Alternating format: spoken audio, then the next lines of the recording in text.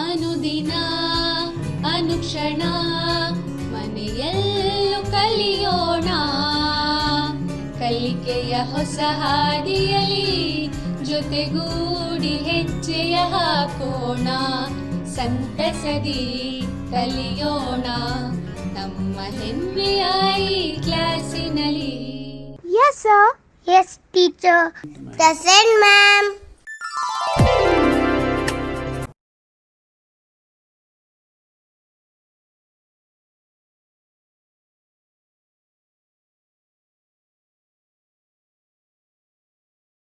Hello kids, how are you all? Hope all of you are doing well and safe at home. Today we are here with another wonderful topic. So, I welcome all of you to the class. Here is a poem today to study the beauty composed by the poet E. A. Shore. Today, before learning the poem, let us ask a question with ourselves that what is beauty according to you? What is beauty? There are many things that come into our mind when we think of the word beauty. Maybe your pet or a very cute animal that you have seen, or maybe your mom who is always the caretaker of you, or the flowers, the garden, the butterfly that you had seen with lot of colors, or maybe the nature finally, which is the utmost beauty as usually we consider. There are many things around us that are beautiful. So, let us ask another question for ourselves. If there are so many things around, then what is the real beauty out of it? Children, now I want you to take a paper and pen and write down 3 things, just 3 words that are beautiful for you, that you have ever seen beautiful. You can just list out. And the second thing you are going to do is, out of 3 words, just choose one term or one thing that is the most beautiful of all. So, now there is something in your mind which is beautiful for you. So, now how are we going to define this beauty? Beauty is not just in what we see or what we think of being perfect or being extremely good. It's not that a thing which is perfect is beautiful. It's not that a thing which is extremely good for others is beautiful. We think beauty is scarce. Scarce is very rare to find. In fact, it is not true. What we think as beauty is scarce or difficult to find is not true. It is everywhere around, but we fail to observe, listen and experience. It is not just to look at or have a glance at something and call it beautiful. There are things that can be heard, that can be experienced. So, what do you think of beauty now? Is it rarely visible? Is it rarely available? Or just think of this, whether we are not able to find the beautiful things around us. So, this makes us think a while regarding everything that is beautiful, right? Fine. Before going to the poem, let us know something about the poet. Louise Alberta Chevivi is an American poet and educator. Her pen name was E. A. Shore. She was born on September 9th, 1926 and died on July 21st, 2014 at the age of 87. And you know what is the speciality with her? First book was I Am a Pueblo Indian Girl, which was published in 1939 when she was just 13 years old, and that was the book ever considered the first ever truly Indian book. Children, here the term Indian is used to say that she was a native North American. Pueblo Indian is a native North American tribe. These natives deal majorly with stone masonry. There are many native tribes of Northern America. This particular community, Pueblo Indian, is also a community and the poet belongs to that community, and her first book was considered the manifesto of the same tribe, since she recorded almost every cultural and tribal aspects of that particular community. So, this book stands very special. I shall go reading the poem now. I insist you to open your books and just follow on my reading. Beauty is seen in the sunlight, the trees, the birds, corn growing and people working or dancing for their harvest. Beauty is heard in the night, wind sighing, rain falling, or a singer chanting anything in earnest. Beauty is in yourself, good deeds, happy thoughts that repeat themselves in your dreams and in your work and even in your rest. I hope the whole poem text is there in your hands, and I continue. Words to know more about. Children, some words we have come across while reading the poem. So let us pick the new words and learn what are they. Look at this. Corn is a type of grain.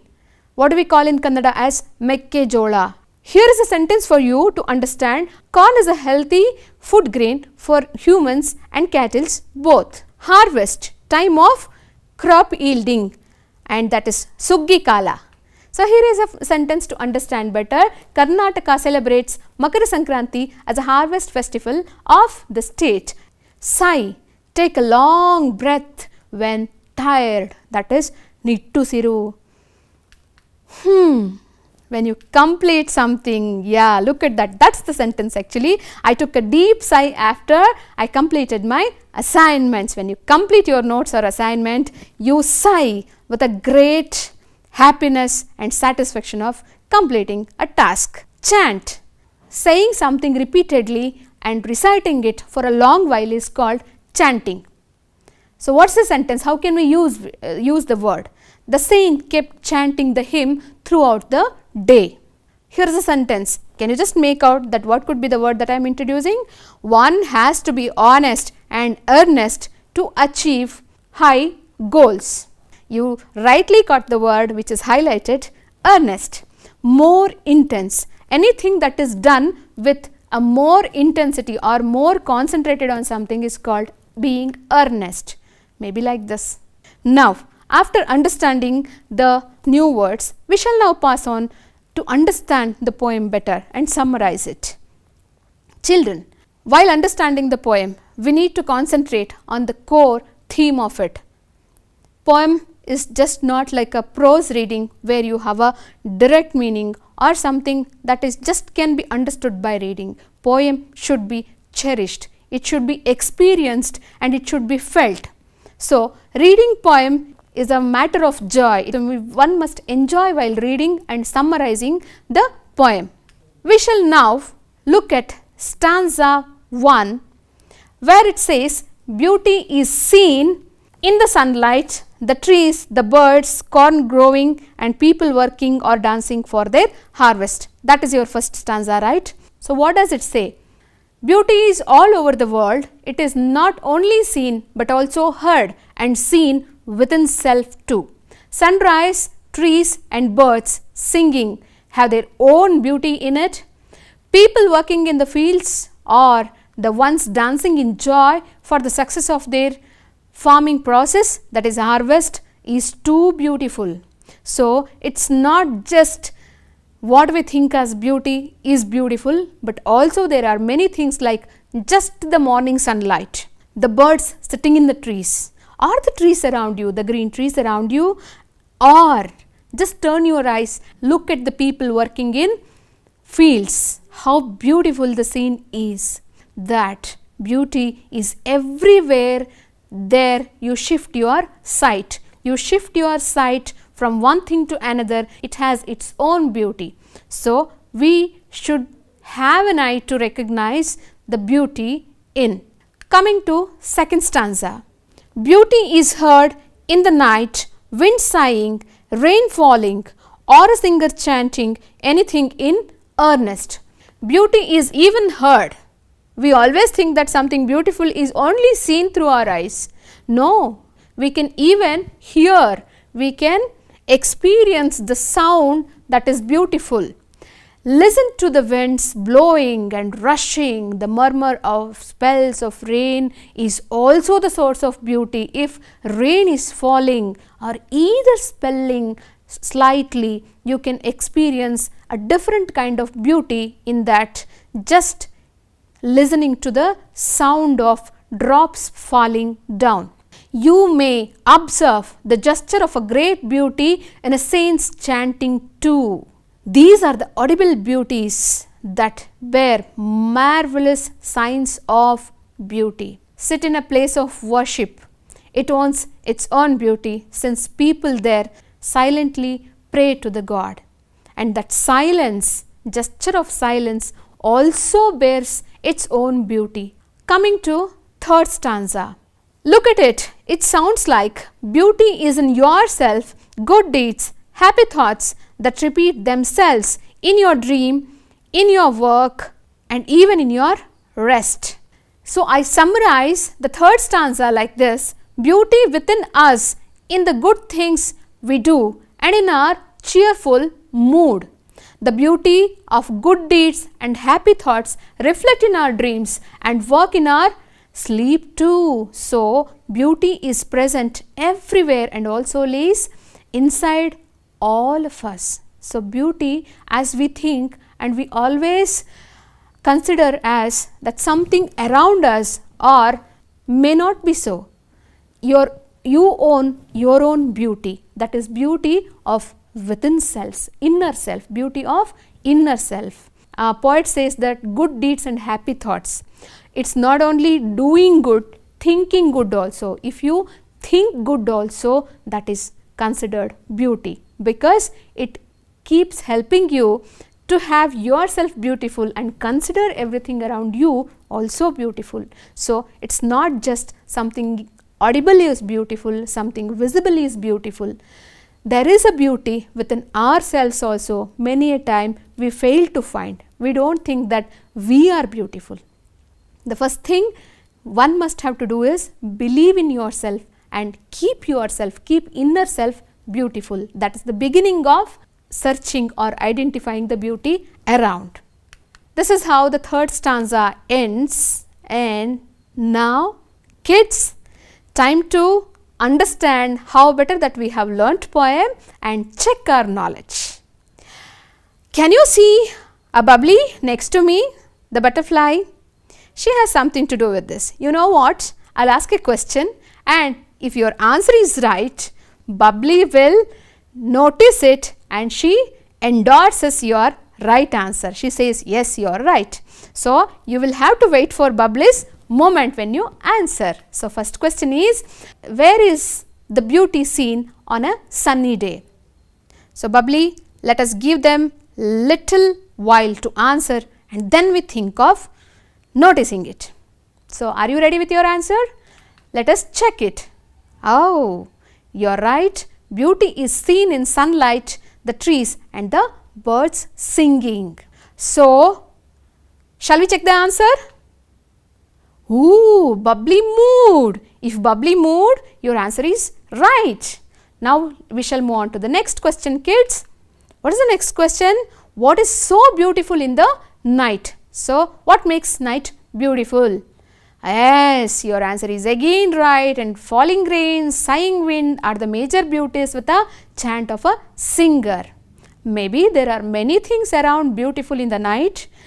In our poem, these are the three things that poet has considered beautiful and mentioned. So we shall take it as falling rain, sighing wind and the chanting of a singer or a saint. Bubbly, can we cross check now?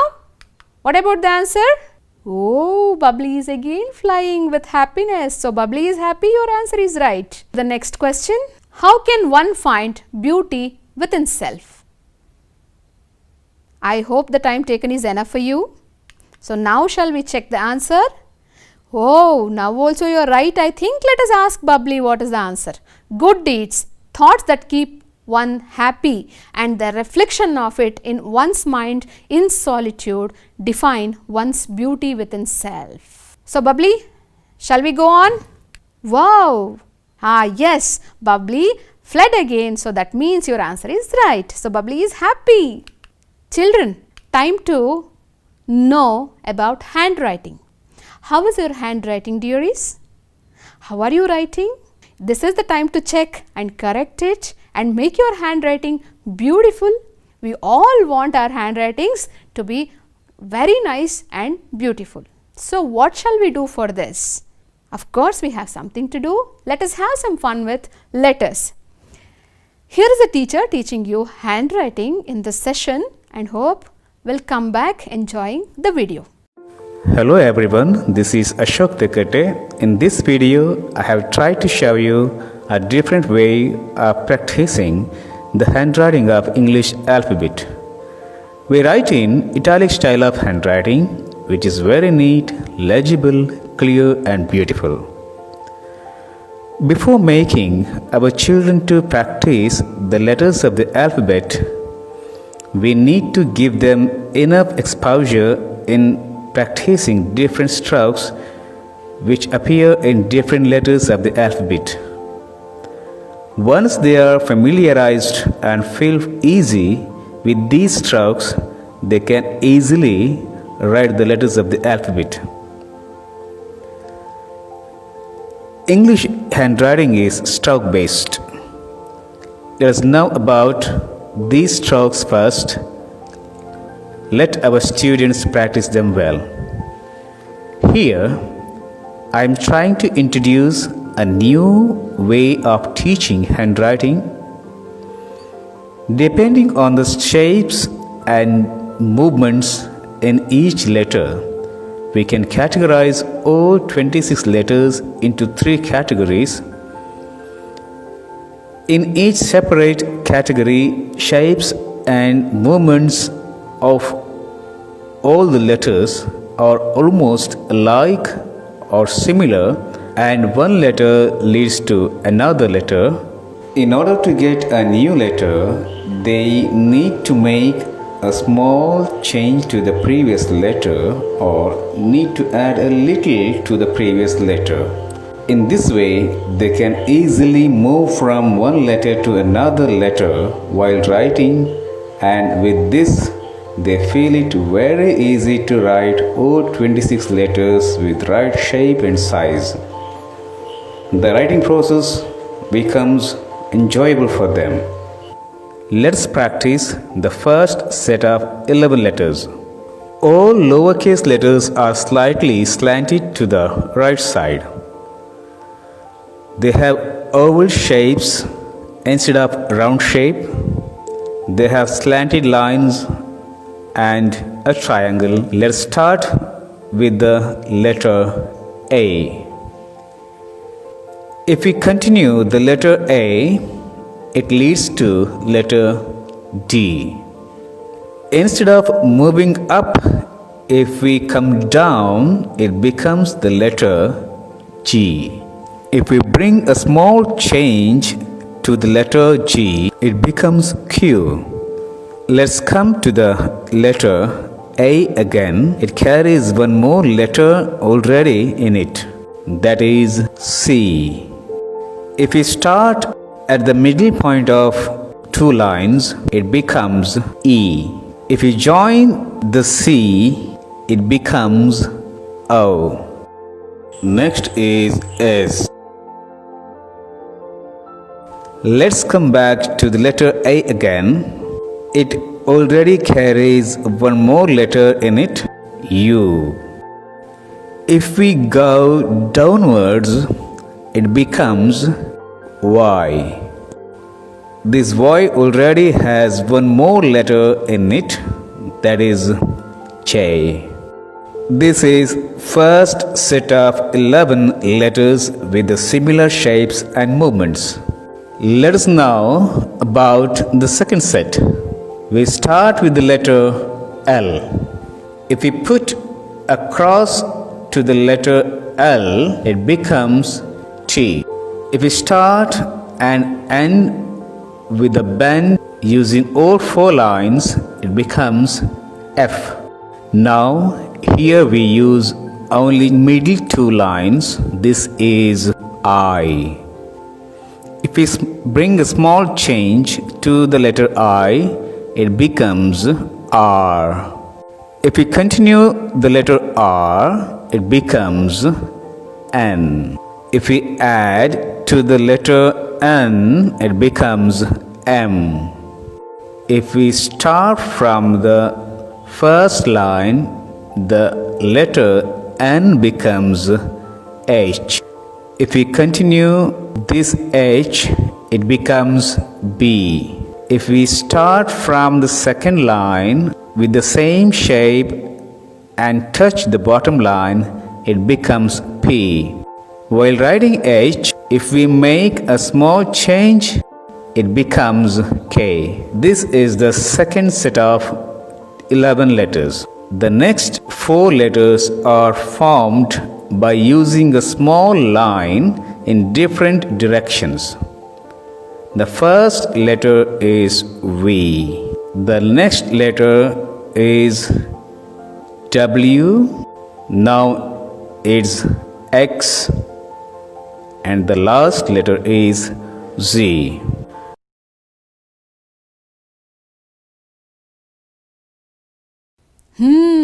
How was it? Wasn't it very nice? And hope all of you will keep practicing the handwriting, kids. Handwriting cannot be made beautiful in one day. You have to have a regular practice of it. Okay. So now we shall move on to the next part of our poem. There is something to know more and which is really interesting to learn. What is that interesting thing? Think, how can this happen? Look at the sentence. A river is dancing. Nadi nartisuttide. Stars smile at clouds. Maybe they are friends. So stars are smiling at clouds. Nakshatragalu naguttive. What do you think of these expressions, kids? Have you ever seen a dancing river? Or shall we just call a river as it is dancing, since the flow of river is like that, as though it looks like it is dancing. Nakshatragalu naguttive. Stars smile. Do stars really smile? Have you ever seen in the sky that stars are smiling at you, or just you feel that stars are smiling at you because they twinkle so nicely and they always are cheerful at? So kids, when we read something, especially the poems, we come across some expressions like this where they say something that is not human, non-human thing it is, but it acts as a human being, it behaves as a human being. It is just a beautiful figure of speech that is used in literary terms, literary expressions, especially in poems. So one of such figures of speech is personification. The definition of personification is the attribution of a personal nature or human characteristic to a non-human object. In short, representation of an abstract quality in human form. ಮನುಷ್ಯರಲ್ಲದ ಪದಾರ್ಥಗಳಿಗೆ, ಮನುಷ್ಯರಲ್ಲದ ಜೀವಿಗಳಿಗೆ ಮನುಷ್ಯರ ಗುಣಗಳನ್ನು ಅಥವಾ ಅವರ ಲಕ್ಷಣಗಳನ್ನು ಆರೋಪಿಸುವುದು ಅಂತ ಹೇಳಬಹುದು. ಮನುಷ್ಯರು ಏನು ಮಾಡ್ತಾರೋ ಅದನ್ನು ಒಂದು ಮನುಷ್ಯನಲ್ಲದ ಒಂದು ಜೀವಿಗೆ ಆರೋಪಿಸುವುದು ಅಥವಾ ಅದರ ಬಗ್ಗೆ ಹೇಳೋದು. As just you had seen in the last slide that the river dances. Can a river dance? No, but we say the river dances since when you see a river flowing and roaring, or you feel like calling it as it is dancing. So dancing is not a characteristic of river, but we are attributing the characteristic of a human being. Humans can dance. The same word we are attributing to the river. The sight of river flowing is so beautiful that we can call it as river is dancing. When you look at stars, you become so happy that you yourself think that stars are smiling at. Stars never smile. We smile, we cry, but we are attributing the same quality to the stars, which are non-humans. Stars are non-humans, but we are attributing the quality. So this is called personification. Personification is attributing the human qualities to the non-human things. Why are we discussing it here? Yes, it has a reason. Because we have some personification expressions in our poem that we read before. So, can we now go back to poem and just think of the terms? So, here are some examples from the poem that you can observe. See, beauty is seen, beauty is heard. We see beauty, but beauty is seen is a passive personification expression, whereas the next one is also the same. Beauty is heard. And the next one is wind sighing. All of us know that what is sighing. Sighing is nothing but the expression of taking a deep breath after performing something. So, that is what the meaning you read, right? Blowing wind sometimes may be audible like sighing or ಗಾಳಿ ನಿಟ್ಟುಸಿರು ತಗೊಳ್ತಾ ಇದೆ. We can say that ಗಾಳಿ ನಿಟ್ಟುಸಿರು ಬಿಡ್ತಾ ಇದೆ. Can wind ever sigh? Next one, rain falling. Usually when we talk about rain, we don't use any verb along with that. We say it's raining. We don't say that rain is falling or rain is coming. So, the poet says that rain is falling from the sky. So, these are some examples from the poem, kids. I have some more examples for you to understand better how personification works. Very simple examples they are, and you will enjoy them. Look at this. What's it? Alarm clock? Yeah. And it is very annoying in the morning, right? When you are lazy to get up and you have to get up, what do you say then? My alarm clock yells in the morning. It doesn't just ring, it yells at me. ಕೂಗುತ್ತೆ ಅದು ಬೆಳಗ್ಗೆ. So, the next example. A piece of pizza is calling me. Have you ever seen some food calling you by hands, saying come, come and eat me? But here is a wonderful piece of pizza that is calling you to eat. Calling to eat is something so delicious and yummy that makes you feel eat it at the moment. So, piece of pizza is calling me. Kids, now we have come to the end of the session where we have to practice that what we have understood today. So, here are some testing questions for you. I think you are ready with the pen and paper to note down the practice questions. Here are some sentences with blank in them that you had to pick the answer from the poem and write. As usual, you are well versed with it, I hope. Beauty is blank in the corn growing fields. Second one, beauty is heard blank, falling. Third one, the inner beauty is dash and dash. Fourth one, the poem is composed by blank. So, I hope you find the answers very easily and perform this to submit to your teacher. So, we shall move on to the next practice session. You have some questions here, kids, and now it is very easy. It's a cakewalk for you to perform these. What is beauty according to you? So, this is your own question. You can answer on your own that what is actually beauty according to you. Then you shall compare it with the beauties that are expressed in your poem and enjoy. The second question, how does your good deeds help you to be beautiful? So, you need to refer third stanza to answer this question. Can we hear beauty? If yes, give examples. Which stanza are you referring to answer this question? Yes, you are once again right that you are referring second stanza to answer this. The last question is, summarize the poem in your own words. Kids, any poem that is read should be tried to summarize in your own words always for your better understanding of it. Always there is a teacher behind you to guide and help you for any need that you have. So, you need to summarize poem after reading it. You have to try it on your own. So, where have we arrived? We have arrived at a practice time. Tintu, I think, right? Your friend. What is it doing? What is it trying to do? He has a book and pen in his hand. Yes, of course you are right. Practice English alphabets and then words. First practice alphabets and then words. Try to follow the italics font as shown in the video. Do you remember, teachers, the handwriting in the video that you had seen previously? So, this exercise is all about that. You need to just follow that what sir had taught you in video. We have to wind up, kids. This is the end of today's class and hope all of you will enjoy classes. Be at home, practice well and keep yourself safe. I suggest you to again, just like in the last class, to go with your textbooks, page number 14, to find a QR code on the top of the poem where you can get all the extra exercises and activities to perform without fail. Diksha app will help you to study more. Take, all these chocolates are for you and we shall meet in the next class. Till then, take care. Bye bye. ಅನುದಿನ ಅನುಕ್ಷಣ ಮನೆಯಲ್ಲೂ ಕಲಿಯೋಣ ಕಲಿಕೆಯ ಹೊಸ ಹಾದಿಯಲ್ಲಿ ಜೊತೆಗೂಡಿ ಹೆಜ್ಜೆಯ ಹಾಕೋಣ.